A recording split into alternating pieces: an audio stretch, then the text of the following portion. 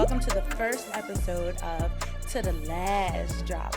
We're your hosts. I'm Dominique Spinelli. And I'm Shelly Robbins.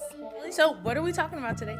The audacity of individuals and their drinking habits. I know a whole lot of people with audacity, and it's way outside of drinking. It's bigger than that. I know that's right. Did you have audacity? I got audacity right now. So let's talk about the audacity of individuals who drink. I think a lot of people who have issues with alcohol or even drugs may feel entitled to drink or to use drugs, and it comes down to the trauma that they have endured or maybe issues that they have. Stress is a lot of causes, finances, relationships. We use this as an excuse. We excuse our behaviors, and we feel that we can just project ourselves into an environment and a space to be able to press our bad habits and normalize it, I guess so. And society does a really good job at doing that as well, creating that narrative, especially with alcohol, because it's so easy to have access to.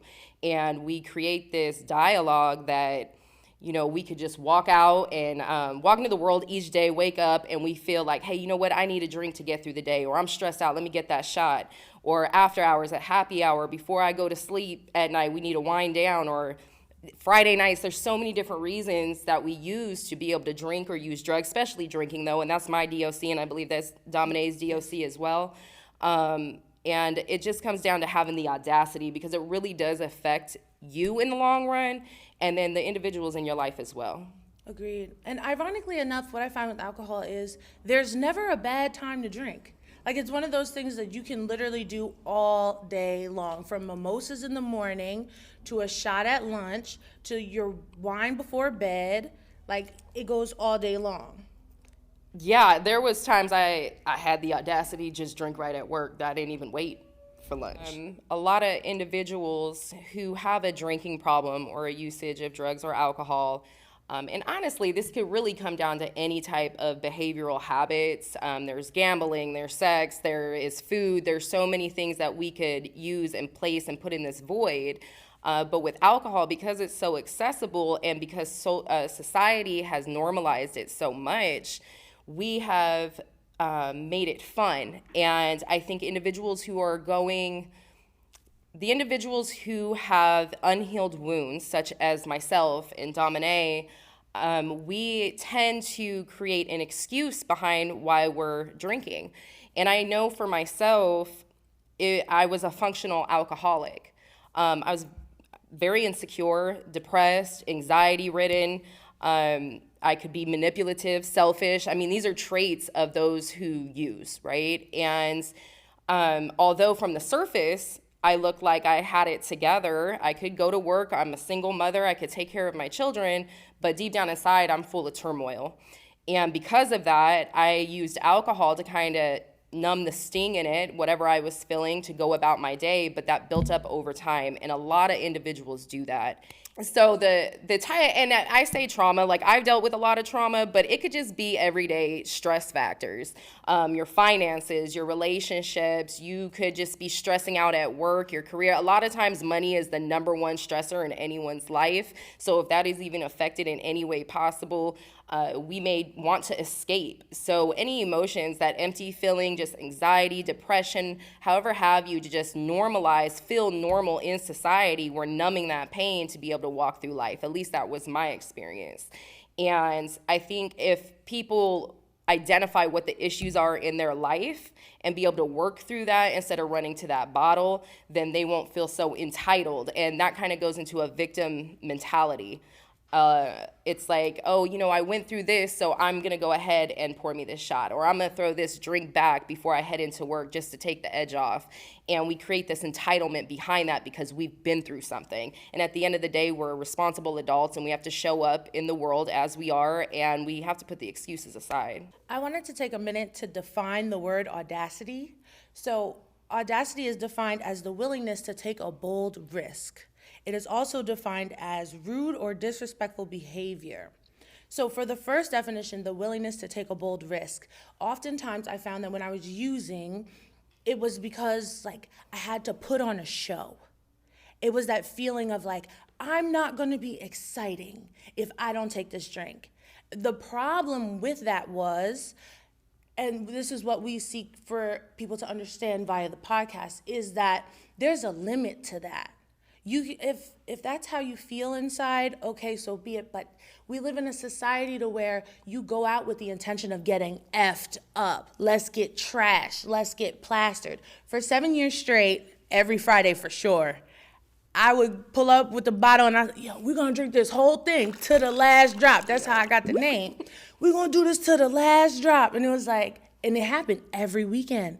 And then you realize, like, I'm 7 years into this. Like, how did I get all this way out?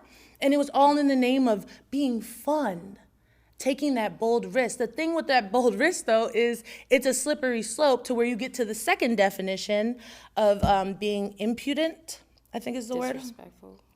Disrespectful or impudence. It's like I disrespected myself. So I tried to get the first definition of audacity by taking bold risks, and in the end I ended up with the second definition of, like, you disrespected yourself. Like, I sold myself short plenty of times, or I couldn't control my temper because of the alcohol, so the rage that it fueled, which goes back to the problems that were there prior to that I just never addressed. Because we're gonna drink it away, we're gonna get effed up, this won't matter in 3 hours. What you mean? The club just open, Yeah, definitely. I can relate. I'm actually a very big introvert. And I know as a kid, I was very, very shy in public settings with friends. I was afraid to speak out and speak up, although you did find a mic in my hand, I would sing and things like that. But it was like in a group, I was so afraid to speak up and speak out. I would shake and sweat and all these things. And when I got into high school, I realized that beer or that drink kind of took the edge off of things, and it was just in the matter of being accepted. It would allow the anxiety to go away, and I felt comfortable to be myself. And the side of me, I think, where you had mentioned the definition of it, of taking those risks, I felt a little bit more at ease to jump kind of right into the group of whatever they were doing, even if it was against my own values and morality, just to be accepted. Did you know your skin is your biggest organ? Why not give it the nutrients it needs? Nature's Technology is a wholesaler of commodities such as shea butter, cocoa butters, sea moss, and over 100 herbs for drinking and smoking.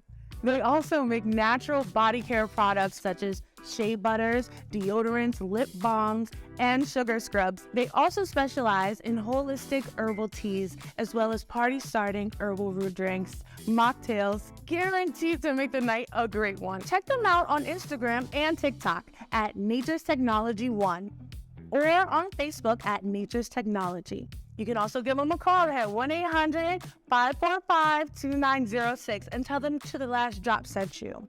While you're at it, go on the website and use promo code To The Last Drop, all caps, for a discount on your first order. Get yourself that. And remember, plants, herbs, and roots are nature's technology. Agreed. And that continued on through adulthood.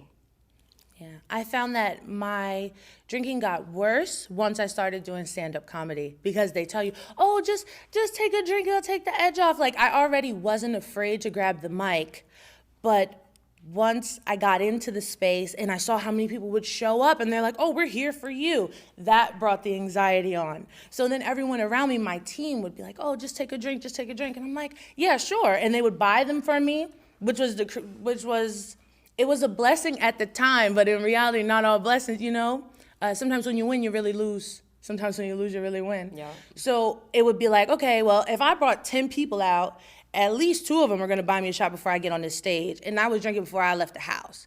Now you get on stage and you're like, well, I'm not afraid, but I forgot what I was going to say. And I've been there before. And you think, because it's your calling, like when you do something in your calling, they often, Beyonce often talks about this, when she does her performances, she's not really in her mind anymore. It's like you're in a different zone. And public speaking was my calling. So I would end up in a different zone. The problem is I couldn't differentiate when that was because I was in the zone or I was just really drunk. You were in your Sasha Fierce. Yeah, all the way. That's where Shelly Robbins came from. My alter ego came from a drunk night. I know that's right. But yeah, and it's got to come down to, at the end of the day, I mean, obviously as children, it's kind of hard to be able to identify what's going on. And I hope there are teenagers or young adults that would be able to watch this and maybe be able to identify some of these things. But as adults, irregardless of what we've been through, we have to hold ourselves responsible. We're not allowed to have that audacity, because at the end of the day, it's a domino effect. It will affect our lives long term, and that's something I learned the hard way, way later on in life. I was drinking for 20 years. My first drink started at 12 years old, and do the math. So, and based off of that, it took a long time before it caught up to me, and I continued to make those same excuses over and over and over again, and I've embarrassed myself. I have made myself very upset. I have hurt other people in the process, and I continued to make excuses for that until it affected my kids, and that's where I had to kind of step back and be like, okay, I don't get the right to play this victim card anymore, irregardless of what I've been through or what I'm currently going through or what I'm afraid to go through, because I think that's a lot of fear is what is in people. People live with fear every single day, with anger every single day, and we are so emotionally unstable, and we're trying to secure that by utilizing and bringing alcohol into our life on a daily basis to the point it gets completely out of control. So the first time I got drunk, or was introduced really, I was staying with my cousin for the weekend, and I must have been maybe like a sophomore in high school. No, I was 17, so junior year.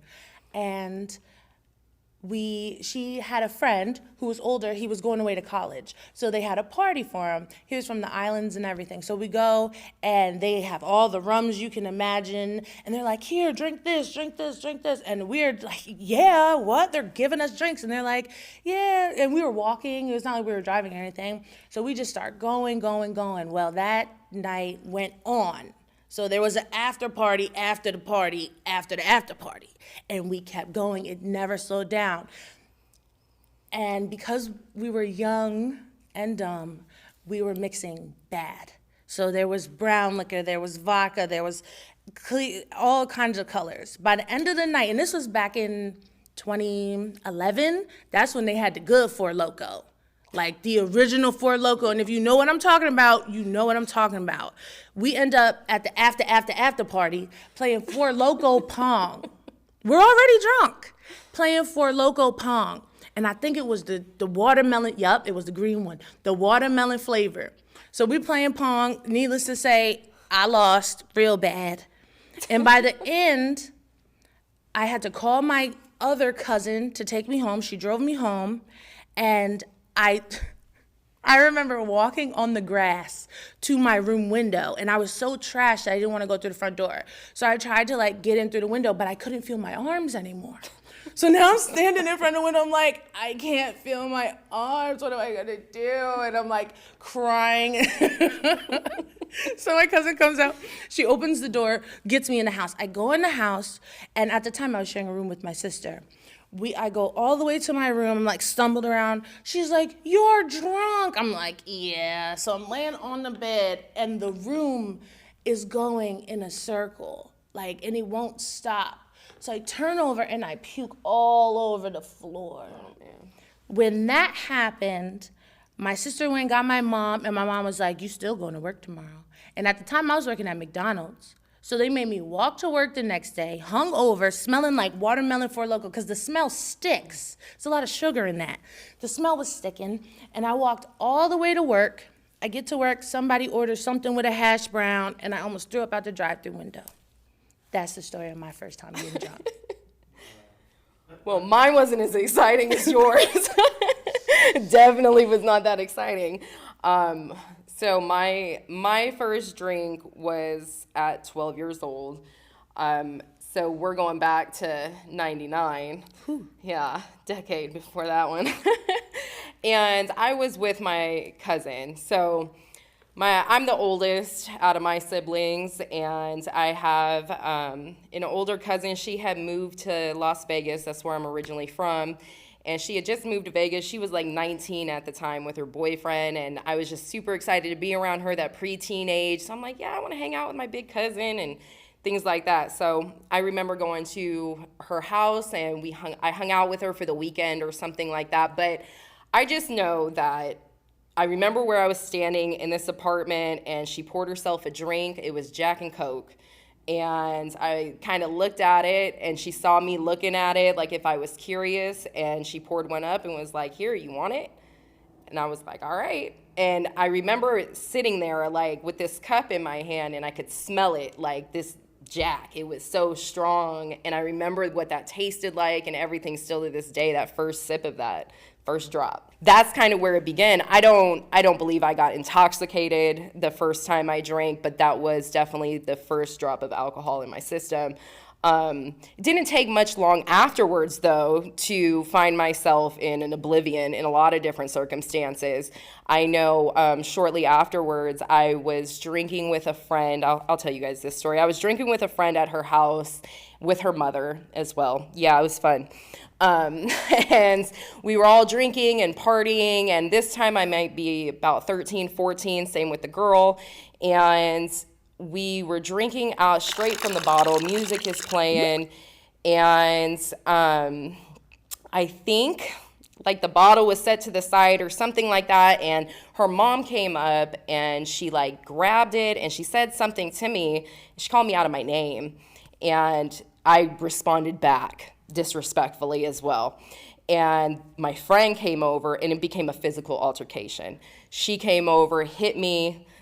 It was a whole fight between me, her mother, her, and I attempted to leave the house. They called my mother and like lied about the situation. My mother and her mother were friends. So when my mother showed up, I was beat up pretty bad, extensively, had to go to the hospital. And I acted a fool in the hospital. They were needing to restrain me, things like that. And I was about 14 years old. Like, I didn't understand really what was going on. I'm in physical pain. I'm drunk. I don't know really how to even like soak all this in. I just know that I was scared and I was obnoxious because I didn't want to be there as well. So yeah, that's how I got the crook in my nose. So that came from that night. Hey guys, this episode is brought to you by Jacalo. We are the #1 luxury brand that empowers you to be yourself and look fly doing it with the flyest hoodies and sweatshirts. So go over to jacalo9.com or join us on social media at jacalo_9 to pick up your flyest hoodies and sweatshirts and rock the motto with us. We'll be waiting for you over there. That was your first drop, Jack and Coke. That was my last drop. On the way to the rehab. The Jack and the Coke. Oh, yeah. I still think about it sometimes. I was going to say that would be mine too, but no, it wasn't. So I grew up in an environment where my parents drank, and not as a young child, but once they split, when I turned 11, they both went into their own DOCs, drugs, alcohol, men, women, depending on which parent we're talking about. And by the age of 13, it was accepted. I was allowed to, I remember my dad giving me a beer on my 13th birthday. I remember, my mom allowed it. And I thought it was just something that we did. Now, it wasn't allowed to become intoxicated, but I was allowed to socially drink. And so I didn't really think much of it. And unfortunately, the environment I grew up in, all my friends kind of were raised the same way. So I never was around anyone who was like, what the heck are you doing, with this kid? And if I looked at them strange, like they were being snooty or stuck up or bougie or something like that. Like, what do you mean your 14-year-old daughter can't drink with me? Like I didn't understand that concept. So when these things happened, my mother was upset that, obviously she found me in a very distraught situation, beat up, drunk, all this, and that was not what was told over the phone. But it was never a conversation in regards to my alcohol usage or if it was okay or not, because it was continued. It was bought for me by both of my parents, and I was just allowed to. And situations like that had happened, throughout my childhood. If it wasn't me, it was somebody else, or it was my parents or something in that nature. So it was just never this conversation where I wasn't allowed to. Tell me where you from, Shelly? Vegas. So it's lit. City of Sin. All the time. Yeah. I mean, I grew up in casinos. I grew up seeing gambling and drinking and 24/7 party. It's an adult's playground. And so as a child, just to, go, literally the post office have like machines to gamble and things like slot machines. Like, so you see some form of like bad habits almost any environment you're in. And so normalized by like all the adults in my life: alcohol, drugs, gambling, sex to a degree in some manner or another, you know, just how you may portray yourself in the public eye, things in that nature. Not that I took hold of all of that, but I never looked at it to like opposing it like something was wrong with it for a really long time. In Vegas, so I think people have it as like a party city, which it is, of course, right? But for someone who is growing up there, my family's been there since the 60s. So we're stapled in Vegas. And so as a local, it looks a little different. You're not on the strip every day. You're not on a show. There's not bright lights everywhere in your face or in the clubs. You have normalized the drinking. You have normalized the gambling. You have normalized the drug use. You have normalized not getting like a normal schedule for sleep, being out all night long. It always feels like you may miss something because nothing ever ends, but it's so normalized. It's just part of our like day to day, like just going to cash your check. You got to walk in the casino. We'll walking out. Oh, let me just play this $20. Well, they give free drinks while you're gambling. So before you know it, you're like 3 deep by the time you just walked out to your car. And all you did was go cash your check, you know? And so that's kind of brings it back to those excuses and that entitlement, like, oh, you know what? I worked hard all week. I'm going to go cash my check. Oh, it's just $20. Oh, I get a free drink, but you win the $40 or something. You're like, oh, well, I might just stay here and continue to play that $60. It's very, very easy. Instead of, you know, I'm not buying the alcohol. They're complimentary. You know, it's complimentary. So, All right, Shelly, so what you sipping on today? oh, I'm sipping on this water, baby. What are you sipping on? I know that's right. The sip of the segment is water. My preference is Essentia. Why are we doing water? Because some of y'all need to hydrate. Fun fact. In ounces, you're supposed to drink half of your body weight in ounces. A gallon is 128 ounces. How much do you weigh? Oh, all right. You thirsty, and you know you thirsty. It's time to take a sip. So get your Essentia. Hey. Or you decide wherever you like, just drink it. You know water tastes different. Find the one that tastes the best to you and drink it. Right. Hydrate yourself. So that gets very normalized on a day-to-day basis where it doesn't look like a party. It's just part of the lifestyle. Las Vegas is it's not focused on the locals. All the money, all the tax, everything about Las Vegas is for the Strip. It's for the tourism. It's the #1 city for tourism. So that is where it's focused on, and they don't have a lot of opportunities for children there. They have circus. But other than that, I mean, besides maybe like your school baseball leagues or basketball or things like that, but it's not a place for children, and that was a very big reason why I wanted to move away from there. What got me to Atlanta 2 years ago there was other things that played a part in that, but I had moved away from Vegas initially in 2018 to Colorado for the simple fact that I did not want my children raised there. My 2 oldest kids were going into junior high at that time, and I just knew, being that my first drink was at 12 years old, not that they would, but I'm trying to eliminate that as much as possible. So knowing that they could just hop in a car, Vegas is 20-mile radius wide. You can get any part of Vegas in 30 minutes, and I know how sneaky I was. And not that they can't be sneaky here in Atlanta, but it was very easy to kind of maneuver and have that access and that availability to that lifestyle, even just being exposed, walking through a casino to go to the movies.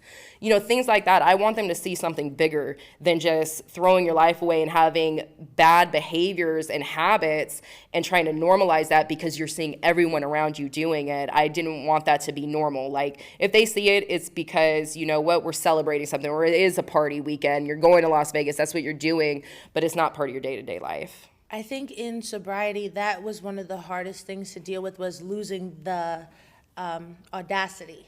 Like trying to cope without it. So because we have all this entitlement of like, oh, I'm gonna drink whenever I feel like it. Once you get sober, it's like, okay, well, what do I do now? What do I like to do?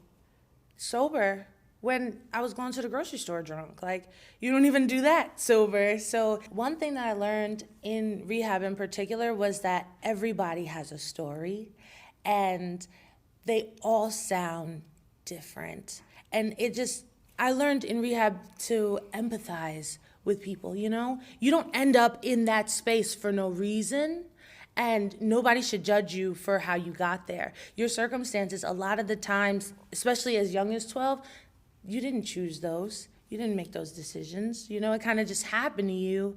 And then you're like, well, you're using your 12-year-old brain to try to cope through life. And yeah. I definitely have said, just in the last few years through, my healing and trying to get past all of this, was that I've been operating from a 14-year-old girl, an emotional stance of like a 14-year-old girl, when not just the drinking, but the trauma started and everything. I feel like it just came to a halt. And on the outside, I've been handling my responsibilities as, a mom, a wife at times, an adult, a professional, things like that. But deep down inside, I'm expressing it almost like a 14-year-old girl, or wearing a mask until I go home. And that kind of ties into, being yourself. That is something that it holds dear to me, because I had such a hard time expressing my authentic side due to that. So Yes, and that's real. Once you lose the audacity, it's like, and you really do the healing work. You really go to your therapy. You really go to your IOP. You really try to find better coping mechanisms. You see so much emotional growth. Like I have, what is the word? My emotional intelligence has grown substantially, to the point where, and I ain't naming no names, I've had conversations with adults that I've always looked up to, and it's like, you're like 12, right? Like, you don't sound good. You sure you don't want some help? And it's not about the drinking, it's about the reason why you're doing it. And it might not always manifest itself as drinking. Some people like to gamble, some people like to screw, some people like to watch porn. I mean, it is what it is. But if you don't do the healing, like, you're really stuck there. And how are you ever gonna get to the next level if you're stuck doing the same thing over and over? And then you tell yourself, oh, well, I'm 50 years old. Like, what you mean? I made it this far. But how old is your inner child? And why are you navigating in exactly that right now when I'm trying to have an adult conversation with you? It's crazy having to be so emotionally mature. And it's like there's times where you have to, like, I hate to say it, parent your parents. Because I did the work. So it's like, dang, don't want to offend you. Thanks for raising me all this time, but got to do some work. I know this past year, through this journey of becoming sober and healing my past and things like that, I've had to, confront and face issues that I've had with my parents, with my mother. And it's not been easy. This is probably the most discard me and my mother have had in my entire life, because I have never felt okay to, like, excuse anything, because I always had it in my mind, like, well, she tried her best, in which I do believe she did for what she knew. You don't know what you don't know, and not to make excuses for her, because I can't make those same excuses with my children.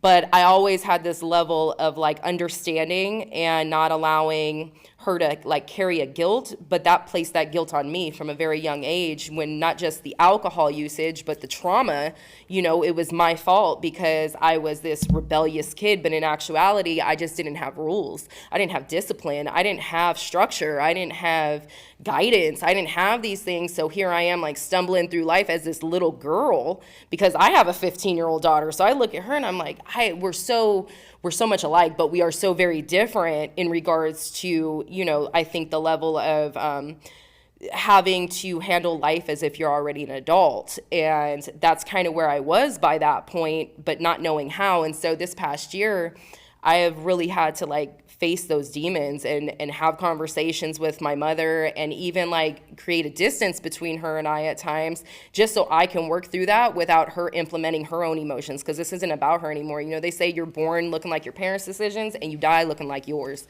And I don't want to die looking like that. It's kind of just grasping the idea and understanding, like, look, just because this has happened to you, it doesn't mean it has to continue. And so what made me go to rehab was when I seen it in my son, and it was actually an altercation between my mother and I due to my past, and I was drinking, and, I'm sitting in the car talking to her, drinking, and she just did not respond the way I wanted to, maybe more in a nurturing way, or taking on the responsibility of the blame and things like that, and it turned into an altercation, almost a physical altercation, and my son, witnessed it. He was there, and his response to it just made me like, oh my God, like I can't lose my kids behind this. And they're to the age where they can decide to leave and go to their fathers if they choose to. And I didn't want that, you know, and I want to be better for them. And it was like in this moment, like I'm literally turning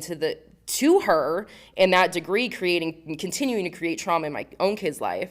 So that was like that level of audacity for me. Like I got a lot of nerve to sit here arguing with her about what she did to me in my childhood when in that very moment I'm doing it to my own kids. So that's when I made the decision to go to rehab.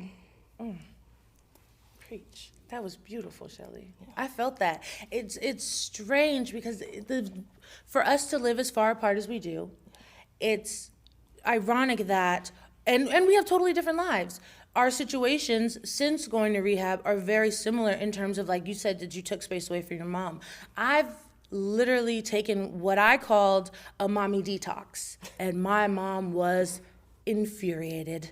And I can explain why, and Mom, you already know. So I'm gonna explain why. It's, okay, so I'm the oldest, I'm the eldest of 4 girls. So there's immense amounts of pressure. And then I look just like my mom, like they call me Little Carlene and all that. So I have more pressure because it's like, okay, well, who's Dominique then? You know, it's like, okay, well, as long as you're working in the outline of Little Carlene and making sure that they're good, what's the problem? There shouldn't be a problem. And it's like, but who's Dominique though? So it was like I was drinking to, again, find the audacity to like really come out of my shell and be all that. And that's not even who I am. Why do I have to put on a show to be my best self? That's not who I am. I found in sobriety that initially I struggled with feeling boring. Yeah. Almost. Like, oh man, I'm boring. And then I watched a sermon, and I don't remember the pastor's name, but God bless him. And he said, right? He said that a lion is a lion no matter what. And if you ever look at a lion, right, they look like they're at such peace. But if anything pops off, that lion is going to be a lion. They are not tripping on what you're talking about. But most of the time, they're pretty peaceful. They lay around and, you know, they be chilling. My boring is peace. It doesn't make me less of a lion. I'm still all the way. If you want to do something, we could do it. And I don't mean fighting, but just in general, you want to do something, we could do it. But most of the time, I'm calm and reserved, and like taking alcohol out of the equation, I didn't even know that that's who I was the whole time. It took me a long time to come to the conclusion that you were drinking to get hype, when really my joy is it burns so bright inside. When I'm by myself, oh my goodness, it's like a 90s television show. Like I'm lit, I'm Martin in a female body. But, and so back to the mommy detox, right? So, because I realized that because I couldn't define myself, my dependency on my mother was immense. And it was also there because I tried to be perfect. I tried to fit the outline my whole life, 28 years of trying to fit this outline. So it was like I couldn't make a decision without my mom. I could not do anything without my mom. And I noticed that it also it would backfire on her. So when things went wrong in my life, I'm calling her like, Mom, let me tell you what they did at the bank, because it's always the bank. Mom, let me tell you what they did at the bank. And she's an empath. So I would push all of this energy onto her. And after a while, with tons of therapy, I realized that I would do that to her, I would do it to my little sister, and they're empaths. They hold that, and they take it offensively that they have all of that. So I said, you know what, let me go on a mommy detox and not depend on her for so many things. There were a million times, and I think the mommy detox only lasted like 14 days. There was a million times in those 14 days I wanted to call my mom, like, Mom, I got a paper cut. Let me tell you how I got this. You know what to do about this? Like, Dom, go get a Band-Aid. But she took so much offense because it was like, you don't need me anymore. And it wasn't that. I'm trying to define myself because we are getting older. And if anything happens to you, who am I without you? I don't know. I got to find out. Yeah, I can totally relate. It's setting those boundaries. It's been a blur my whole life with my mom. Me and my mom, it hasn't been like this terrible relationship. We've had great memories together. I'm a lot like her in a lot of good qualities as well, right? But I think we've had a trauma bond a little bit. And, we've been each other's rock in some sense, and she always, it was something that I had to we talked about recently, because she said, oh, you know, you saved me when you were born. And I'm like, but who saved me? And I kind of felt like I was that saving grace for her. And I wanted to be for a lot of my life because I love my mother and I could see what she was going through. But I think it just took a toll on me after a while because I grow up and now I have my own kids, my own life, my own stuff. And although she may be helping in some degree, it was like this circle, like there was no separation of us. And so her mess is my mess is her mess. And for whatever reason, it's like she always was part of it. And I think boundaries definitely need to be in place, especially through my healing journey. Yeah, I agree. She caused, you know, she was a cause to some of my stuff. And I had to work through that without her. Agreed. But we're working on it now. We're in a better, getting to a better place. I don't think I'm holding on to the resentment anymore because it really was a whole year. She moved here to Atlanta a year ago, and we didn't spend a lot of quality time together due to this whole process with me. But I'm now in a better place where that resentment or that anger or that turmoil that has been sitting in me has kind of just died down, and I feel like I can start to move forward, but with those boundaries set in place with not just her, but anyone in my life. And that's the thing. Don't take it personal when people start healing and they get that emotional intelligence. It's not about you. It's not about you. And laying a boundary is for my best, for me to be my best. How can I pour from an empty cup? If I keep letting these walls down and you're just busting through them, I'm not going to have anything for you when you really need me. And I'm not going to want to be around you when I'm not okay. Yeah, and I think that's where the alcohol comes in at, because it numbs out that not okay feeling just to function. Yes. I have struggled with that. I have, I was Julie's daughter, Michael's daughter. Then I became, somebody's wife at 18. I had 3 children by the time I was 21. So I then became a mother. I went to school, so I was a student. I started working, so I was this professional and all these things, a friend, all these titles. But like, you remove all that, I didn't even know who I was to the core of me. And it's like literally right now, this past year is where I'm like digging deeper and understanding myself and asking those questions, figuring out who I am, because I've had all these titles just placed on me. And although, yes, it is a part of who I am, it's not to the core, because all of that can be removed.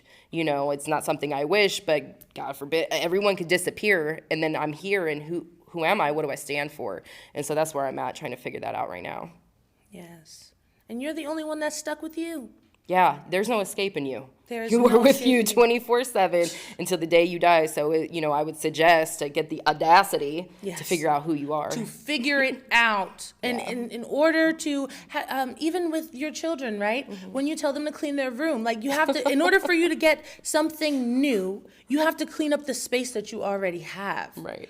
God can't give you more if you're already like, oh man, this is a lot, but I'm going to be better. Like, you want to put some of that down and maybe you could receive what I'm handing you? Absolutely. And I laugh because this was a conversation last night in my house with my children. But yeah, definitely. You have to clean that space out, and you have to remove everything that is sitting on top of you that you identify with, that is external and that is monetary or itemized, and really go within yourself, because I have learned like the answers are there, within you. Like I know God is with me, and those answers are there, and I don't know all the answers, but I'm figuring it out. I know that's right. Seek and ye shall find. Yeah. Knock, definitely. and it will be answered unto you. Preach.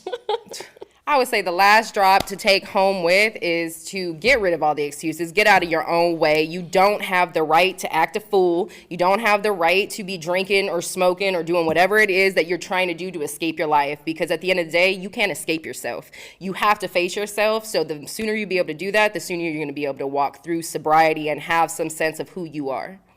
Stop running. It didn't work for Jonah. It's not going to work for you. Right.